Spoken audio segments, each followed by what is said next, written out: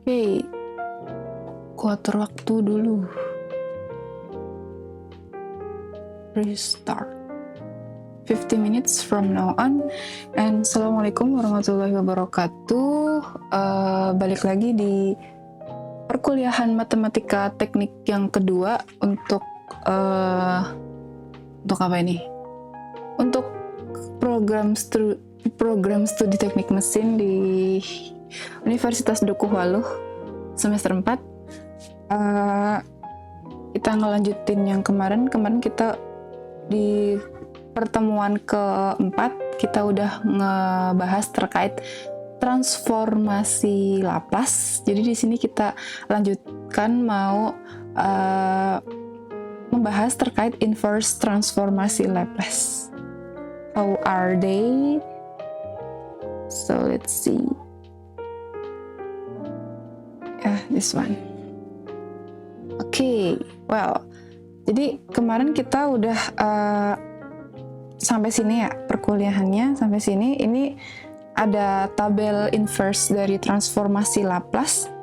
Ketika kita punya fungsi y kecil t diinversekan dari ketika kita mau mencari fungsi y kecil dari y besar ini yang bergantung pada s, maka simbol transformasi inverse transformasi Laplace itu L pangkat negatif 1. Jadi kalau y besar diinversekan menjadi y kecil.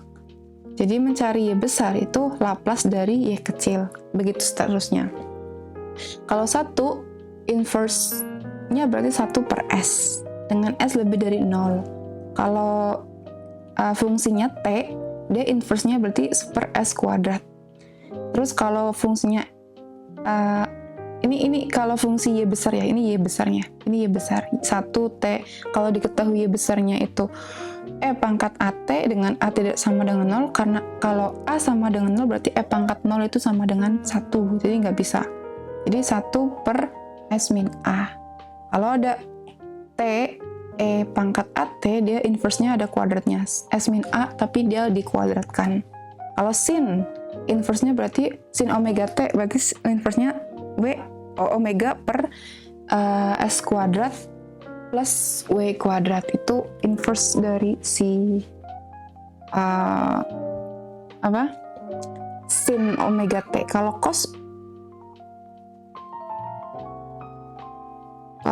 cos berarti apa? Kalau cos omega t berarti inverse-nya sama. Di sini omega kuadrat.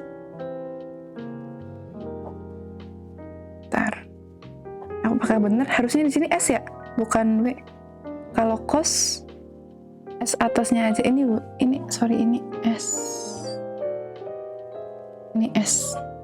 Kalau cos berarti di sini di atasnya s per s kuadrat per omega kuadrat.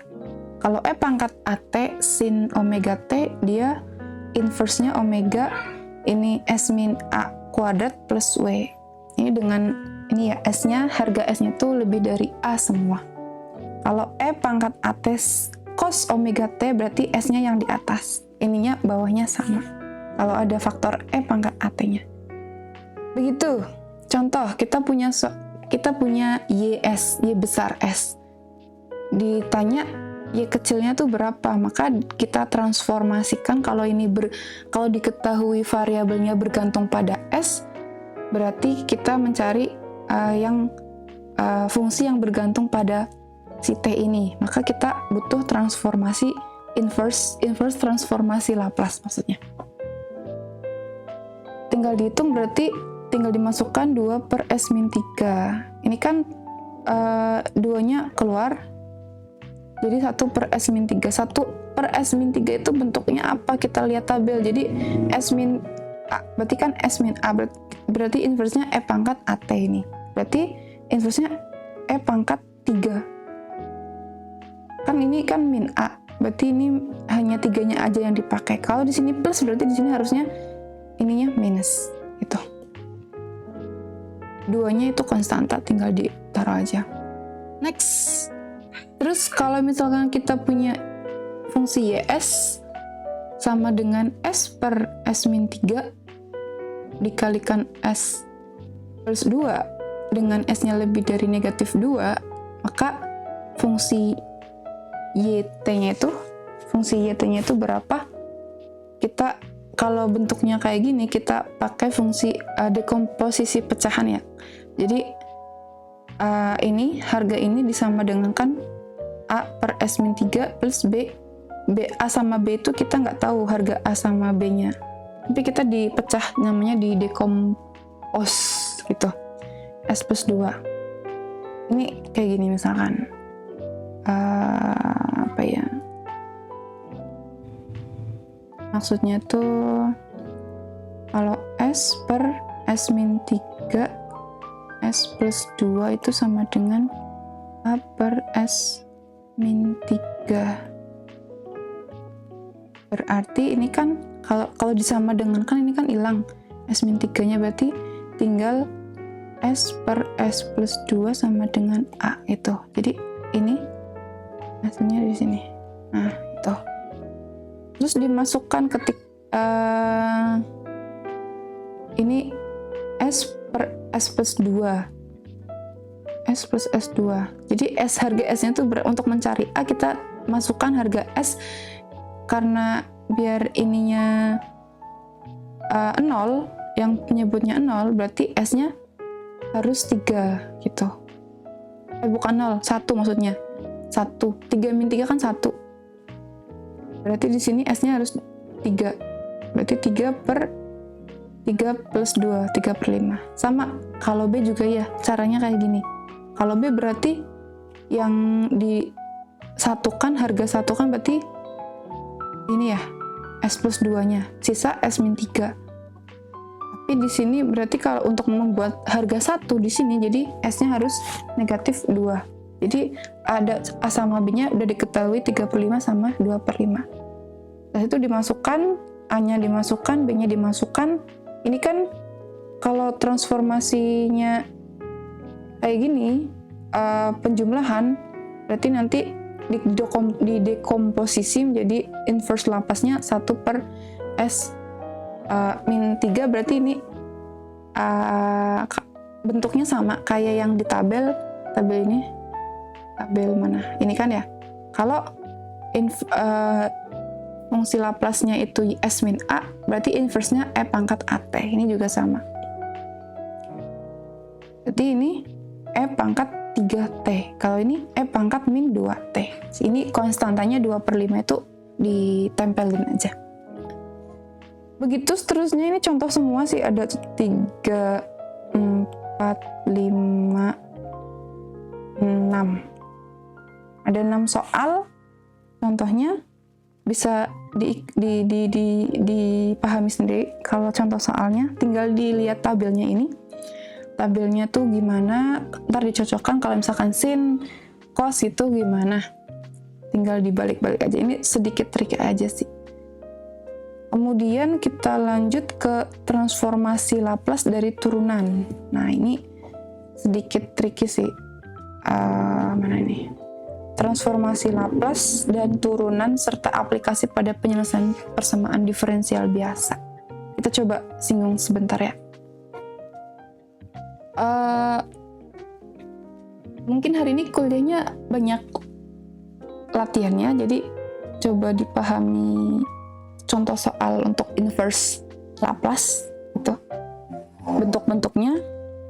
Jadi ketika kita punya fungsi Laplace dari YT, kalau YT dilaplaskan menjadi YS gitu, itu sama dengan integral tak wajar dari 0 sampai tak hingga fungsi dari E pangkat min ST YT dt. Ini yang kemarin kan kita udah singgung.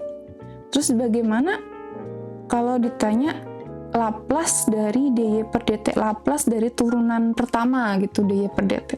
Otomatis kan kita cari YT-nya dulu, baru diturunkan. Setelah diturunkan kita Laplace-kan, kita transformasikan ke Laplace. Jadi itu logikanya. Tapi di sini ada rumusnya, berarti kalau menggunakan transformasi Laplace dari dy per dt atau turunan pertama ditransformasikan Laplace, dia merupakan integral tak wajar dari 0 sampai t hingga e pangkat min st. Ini tadinya kan yt, terus diganti dy per dt dt, kayak gitu. Kalau untuk menyelesaikan persamaan integral ini, kita pakai integral yang ini, integral parsial udv sama dengan uv min integral v du, kayak gitu. Jadi kita misalkan ini u-nya e pangkat st min st, berarti du per dt min ini diturunkan, berarti ini tetap e pangkat sesuatu tetap dikalikan turunan pangkatnya, berarti negatif s gitu. Jadi du-nya min s e pangkat min st dt. Terus kita anggap dv itu ini dv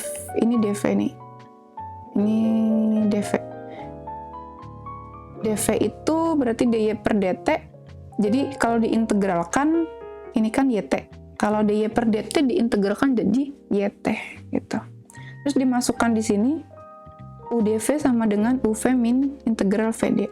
U-nya e pangkat min st, terus dv-nya itu dy per dt, ini dv dy per dt dt itu dv sama dengan u itu e pangkat min st, terus v-nya itu ini yt dari sini nih 0 sampai t hingga dikurang, terus integral dari v itu yt du, ini du nih, du-nya tuh min s e pangkat min st, min s e pangkat min st itu dt. Jadi ini min jadi positif nantinya. Terus kita masukkan yang harga 0 sampai t hingga e pangkat min t hingga dikurangi ini t-nya diganti 0, y0, e pangkat min t hingga kan 0, jadi tinggal sisa min y0 plus ini tidak lain adalah bentuk dari, kalau s-nya keluar, bentuk dari Laplace kan ys itu. Jadi kalau Laplace dari dy per dt itu sama dengan min y0 plus s ys. Ini turunan ke-1. Terus bagaimana keturunan keduanya? Berarti kalau turunan kedua kita tambahkan ininya, pangkat s-nya jadi kuadrat ys min s y0 min y aksen y0. Ini diterima dulu lah ya. Ada contoh soalnya di sini. Kita coba satu soal, sisanya kalian bisa pahami sendiri. Jadi kuliah ini cuma berapa menit, tapi dicoba pahamin dulu gitu.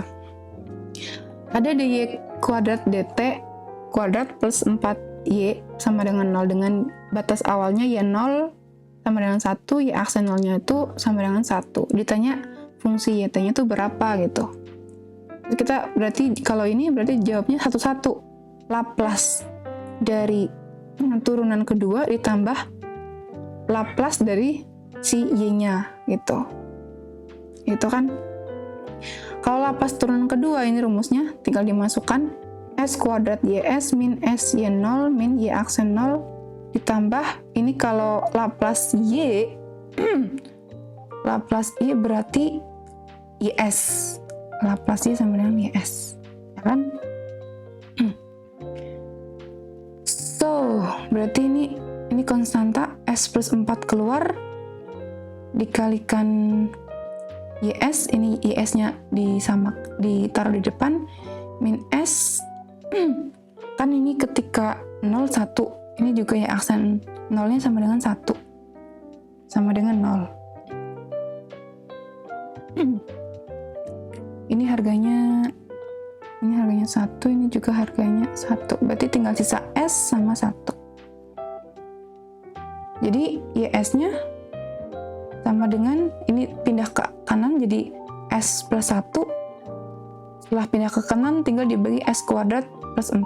Nah, dari sini kita komposisikan, dekompos jadi S per S kuadrat. Kalau ya Laplace-nya kayak gini, kita coba rearrange, coba susun. Kita coba susun agar dia memiliki bentuk seperti cos ataupun sinus. Makanya dia Kalau Laplace-nya S plus 1 per S kuadrat plus 4, jadi dia S plus kan ini bisa tulis S kuadrat plus 2 kuadrat gitu kan, ini sama dengan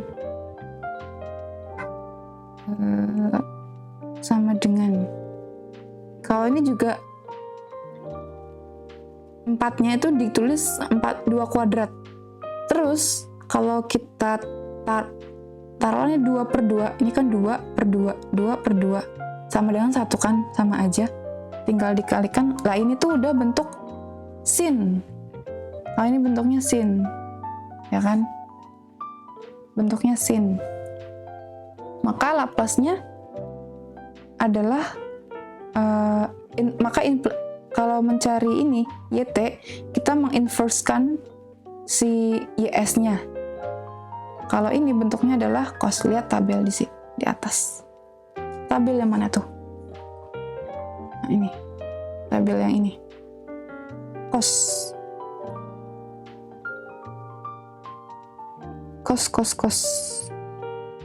Kalau sampai sini cos 2T.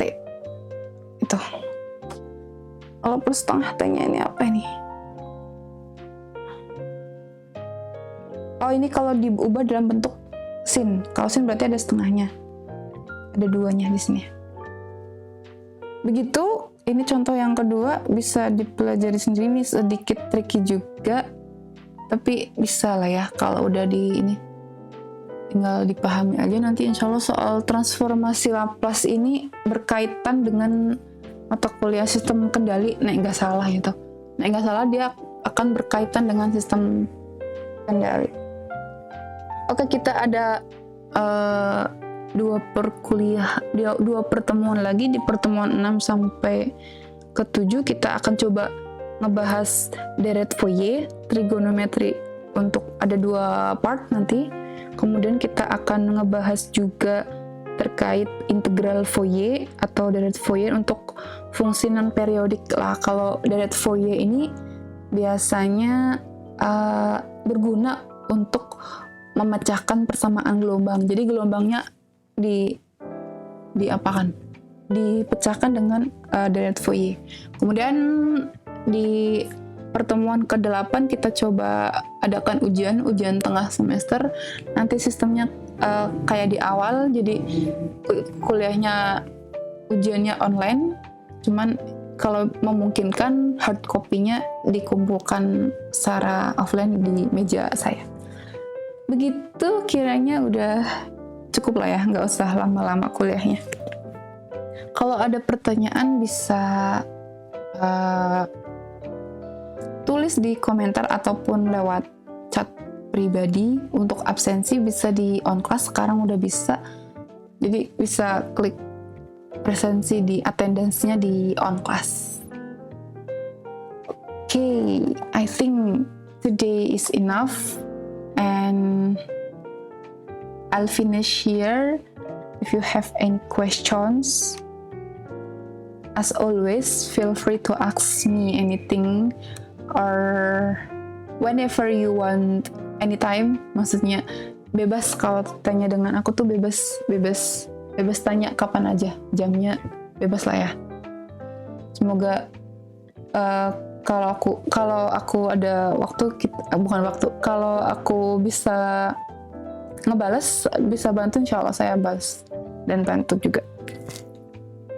Itu apalagi ya, kita rencana perkuliahan nanti setelah UTS kita lebih fokus ke kalkulus vektor. Nanti kita berdealing with-nya dengan gradient atau curl, del-del. Dia sangat berguna untuk mata kuliah mekanika fluida. Harusnya ini ya, mekanika fluida itu banyak banget persamaan yang melibatkan kalkulus vektor. Nanti kita coba lihat apakah bisa sampai situ atau enggak.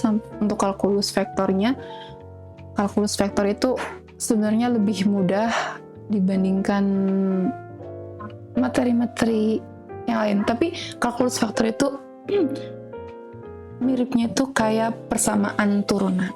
Anyway, nanti kita coba lihat. Kita akhiri dulu perkuliahan ini.